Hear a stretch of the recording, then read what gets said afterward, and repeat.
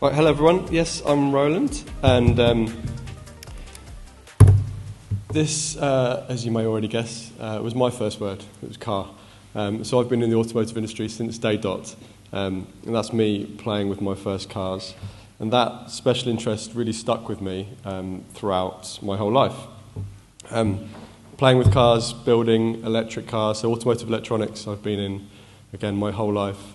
I've got very fond memories of watching British Touring Car Championship as a young boy and deciding to myself that really is my only interest. That was going to be my career, getting into racing cars. So after academia, I went off and did a mechanics apprenticeship. I was going to get into racing that way, and then went off and did a motorsport engineering design degree. Was fortunate enough to get into British Touring Cars, did some finite element analysis and chassis design for Vauxhall, and then decided I'd spent so much time at a computer I really wanted to get out with the vehicles and went racing. Joined a company called Pi Research doing electronics for motorsport, and when Ford wanted to get into Formula One, they bought Stewart Grand Prix for the car and Cosworth for the engine and Pi Electronics for the electronics. So I was fortunate enough to get headhunted into Formula One quite quickly, with Mark Webber at Jaguar looking after the telemetry and the control system and the data. And then we were, as Cosworth, we were supplying engines to Jordan. I went over to Jordan and did the telemetry and the data. Back then on a centralized architecture, so this is like 2003 time, doing data reduction on the car, sending it back to the pits, just the insights, not the whole swarm of data we were able to collect. After spending time in Formula One and with Mercedes in Super Trucks and Formula Nissan, decided to try and help grow the business. Motorbikes was another passion of mine, and it's not something we were involved with. So adapted the electronics from the car racing into the motorbikes and managed to grow the business there. What we found then is motorsport really is a market that's quite turbulent, but obviously hasn't got much growth in it. So we looked at applying these electronics to other sectors, which I call horizontal innovation, taking an existing product and applying it in a new sector. And we had some good success. We did the Augusta A109 helicopter flight testing, Red Bull Air Race, the historic aircraft not far from where I live in Duxford, did America's Cup, and myself, I still had a passion for cars and having fun in cars. We were able to leverage our relationship with Ken Block, who was the founder of DC Shoes, and he was in World Rally at that time, to get on board with what he was doing with these viral videos with racing rally cars around interesting scenes. We took our motorsport electronics and adapted them from Group N Rally. Group N Rally was very similar to the touring cars back then, in that the architecture on the vehicle was had to be similar, very similar, the exact same in some cases as the road cars. So we took our engine and differential controllers from Rally, applied those to the American aftermarket, and then leveraged this work we did with Ken Block. So Gymkhana 4, we went out to Hollywood and filmed this incredible video. Within a few years, we managed to get 17 million views on YouTube. So I'm not sure if your kids have seen it yet, Will, but I'd recommend it. Today, it's about 35 million views. And so if you haven't seen it, it's 10 minutes of fun. Maybe tomorrow it'll be 35 million and a couple of hundred.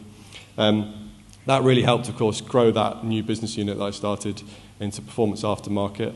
But the technology in motorsport at that time wasn't really ratcheting up as much as it was when I was younger. And in automotive is where that was happening. The technology was greatly increasing, much due to controlling emissions. So I joined Ricardo, the chief engineer of hybrid electric vehicles, and I was very fortunate when I joined. We were doing this awesome project with this phenomenal car with McLaren, taking again IP from Formula One and applying it to their battery and developing the battery management system. That gave me an insight, first of all, into Horizon 2020 and the collaborative R&D going on there. Ricardo were involved in a lot of projects. And then that made me aware of Innovate UK. And I took the opportunity to take a sideward step into government and run the transport portfolio for Innovate UK. And I think at the time, I was very privileged in that transport was a huge portfolio. So it broadened my horizon into aerospace, into vehicle to grid, which I was very proud to launch with DFT and OLEV. And transport was such a massive portfolio, it was eye-watering sums of money. We were delivering kind of £250 million every year of grant funding, so I had lots of friends overnight. And the portfolio for the team was kind of like 850 million. So it was really crazy government funds that I could see and get a hand in putting them in the right places. Delivering APC, ATI, the catapult and OLEV work. And then during that time, a man called Paul Newman, lots of you might know from Oxbotica, came into the DFT and said that there's autonomous vehicles, autonomous systems in general, are really pushing ahead around the world, especially in the States, and we really need to do something about it here in the UK. And that was really the seed that started CCAV. So CCAV was started after the driverless car trials, and we launched the R&D program for CCAV and also the CAM test beds. So in doing that, learned a huge amount around the industry globally, and the biggest player, Waymo. And as I said, Paul had spun off Oxbotica from Oxford in 2014. 2015 is what I'm talking about now, was when Google had declared that they'd landed their moonshot. They had these moonshot projects in Google X, and by taking a blind man around a city to collect his laundry in the Firefly car in 2015 in Austin, they thought they'd landed, they were ready to scale, at which point they spun out Waymo. But they'd been going since 2009, probably by that point already into the billions of dollars they'd spent. Cruise, that was later acquired by GM, was founded in 2013. Paul with Oxbotica 2014, also Uber's autonomous technology group. And then 2016, as I said, Waymo got spun out, started to scale, and then alumni from that project went off and did, some of them stayed, some of them went off and did their own companies. Argo was one of those in 2016, and 5AI here in the UK started up. 2017, Wave started here in the UK. Obviously, they just had a brilliant billion raise, very impressive. And Aurora, who I kind of see as the royalty of the space, the CEO from the Google project decided that he'd been working with Larry Page and Sergey Brin after the DARPA challenges since 2009, and he thought maybe the technology wasn't ready to scale. They needed to take a different approach, use a lot more AI. He started Aurora with the chief product officer who launched the Model X with Tesla and the first autopilot with Tesla, and the chief technology officer from Uber. So that's where Aurora started. So here in the UK,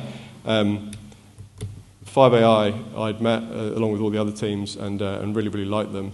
And they had this huge ambition to deliver autonomous transport in Europe, focusing on taking people out of passenger cars and putting them into a public transport network. And focusing on London, of course, London, a huge amount of cycling, walking, buses, trams, but still a lot of people using private cars. And, of course, that's a huge, huge challenge, solving autonomous transport for Europe. Some of the core sciences were really, literally just a few years old. And Stan Boland, our CEO, was quoted as sounding ridiculously ambitious, what we were trying to do. And that was absolutely the case. But it was really very exciting. And the US were proving that you could raise money in this field. And the goal was really well worth it. So, although it sounded completely bonkers, myself and investors thought it was just the right side of crazy. So at that point, Five managed to raise just shy of $38 million to try and build this team in the UK and to position itself with London and with TfL to, in the future, deliver public transport and all the benefits that we were hoping would come from autonomous vehicles. Of course, in 2017, that was quite late to the party when you consider what Waymo had done, what the US teams were doing, and what was happening in China. But there was a few bets that we made with the investors. One, starting so late means we could take advantage of all the learnings that had already happened in the States. Then the brightest ideas from academia, lots of those were coming from Europe, and a disproportionate number from the universities in the UK and the great universities around Europe. We hadn't invested in those earlier ideas that had already been tried and tested and iterated and moved forward with in the US, so we could be more capital efficient about how we solved it. So Five went about hiring aggressively, because one of the challenges from the investors was how on earth can you build a team in the UK to compete with these US companies. And so what the company did was build offices in city centres near the best universities at producing the talent needed to do this. So that was Bristol, because of the robotics lab, Cambridge, because of the computer science, Oxford with the computer vision, Tor Vision Group, biggest in Europe, the AI and robotics group in Edinburgh, and London. London, the city, the banking sector, had taken loads of great mathematicians and engineers. We obviously, as well, wanted to deploy the transport service in London, so good links with the city and TfL. But getting those engineers and focusing them on our North Star and this great purpose, paying them a lot less money, but giving them a great purpose, attracted a lot of people. So I was fortunate enough to join quite early on, number 36 in the company, and this was the first robotaxi that I built, taking the automotive problem away from the machine learning and the computer science people, of course very different skill sets, and abstracting that problem for them, giving them an interface to be able to control the vehicle and access all the sensors. So camera, radar, LiDAR and all the compute, looked after all the thermal, mechanical and electrical integration of those, and delivered that first vehicle. So the company had been growing very, very well, very aggressively really. 2016 was just the founders. 2017 when I joined, it's up to 36. By 2018 we're up to 120 people. The team in London started to build the simulator because we knew with the amount of road testing that was happening in the States that that's extremely capital intensive. And to prove the systems were safe would need hundreds of millions of miles, billions of miles. And so we needed to do a lot in simulation. The London team, lots of people came from the gaming and the film industry, and we thought photorealistic simulation for the camera perception would be a key part of it. With the huge mission, we were able to get great attention. We were able to get the cars in the King's Parade, had awesome support from government with the industrial strategy, and the media thought it was quite entertaining that we wanted to take on Google and Uber. And the reason we thought we could do that was we were going to focus on Europe. So the big US teams were going to stay in the US. You know, they're very different operational design domain. Austin, big, wide, grid system roads, very great, good view of the sky. Most of the time it's sunny. In Europe here, we've got rainy, cobbled streets, lots of pedestrians, lots of cyclists, other vulnerable road users, trams, roundabouts. So we would focus on this operational design domain. And we launched a 20-kilometre level 4 ODD to run a robotaxi trial and take members of the public between East Croydon and Bromley. And that worked very well for us. These were just R&D mules, so no redundancy in the vehicle, always with a safety driver and an engineer. But to use the power of autonomy to transform Europe's cities, it wasn't going to do it in a 4-seater car. We needed to move on to a shared electric minibus, much like what you see here from Moya, VW's project. To do that, as well as proving this system was safe, was going to take an awful amount of cash.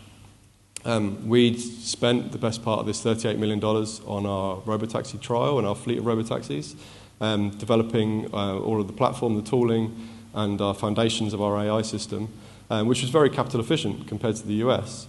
But to go to the next stage and prove these systems were safe and to release on the road, at this point in time, Waymo, Google's project, had probably spent about $7 billion. So when we're going out to raise a few hundred million, which is obviously a huge amount of money in Europe, but in the States that really isn't, we were getting the question, of course, how are you going to take it to market for less? And we did a lot of navel gazing, a lot of looking at what's happening globally, seeing what could be possible, and really we learned that it was just extremely, extremely difficult. To raise a few hundred million could have been possible, but then how are you going to get to market? We knew Waymo had launched their citywide taxi service, Waymo One. Turns out it wasn't a citywide taxi service. It was a few bus routes with a safety driver, an engineer, teleoperations, $250,000 worth of equipment, and a chase driver to make sure they didn't have any rear ends. So for the one driver they're removing, they've added 4 people and $250,000 worth of equipment on the vehicle. So it's a massive, massive challenge. We decided to raise $40 million, just $41 million, and the tools that we started to build for ourselves to reduce the amount of road testing, to productize those and sell them as a software as a service, SaaS in the cloud, to the automotive industry who also couldn't keep up with these US tech giants. Because if we look back at 2009, Waymo had already done 1,000 miles with no disengagements. This was 10 100-mile routes. So disengagement-led testing wasn't going to be the way we solved it. And this is 2009, so they'd made huge progress. So we decided to focus on the development platform that goes hand in hand with the software stack. And then we started collaborating with experts in the industry around how to prove these systems were safe and develop common safety performance indicators. And the tooling, we started to use AESIN open standards so that we could sell it to multiple customers rather than just customize for our own use. But when you look at what's happening in the industry at that time, Waymo was still pushing on, spending about $2.25 billion every 18 months to 2 years. Cruise had previously raised $3.25 billion off Honda and SoftBank, spending about $1 billion a year. Zoox, bottom right corner, they'd taken on the whole challenge of producing a new vehicle as well as the software stack itself, raised and spent about $1 billion, and then had to sell the company to Amazon for about $1 billion. And they're carrying on in Amazon quite quietly, spending about $1 billion a year. Uber had their incident, killing a pedestrian, unfortunately, freezing their work. AID, with the Golf's, VW's project, had wound down. And in the UK, we had Dyson with their connected autonomous vehicle, Arrival, starting to show signs that they probably weren't going to be autonomous and they were starting to have trouble. So our customer base for this system looked pretty tight. So we thought the best thing then to do, really, to give our team a future would be to find someone with deep enough pockets that could help take this technology forward. So that's what we did. And in April 22, like most of the automotive industry, we started to collaborate and we merged with Bosch. And what we did once we got inside there is we pivoted the business towards ADAS and the automotive sector within Europe, specifically the Automated Driving Alliance with CARIAD. So this huge project with Bosch to help VW Group come up with an internal supplier to replace Mobileye, who have such a huge, like 70-80% market share in the ADAS sector. So that was setting up the team. Having plugged in the team and established them with a route to market for their technology, I decided to move on with the founders as well. Passion for vehicles and the purpose I found with Five was fulfilled. We had our moonshot, but we didn't reach the moon.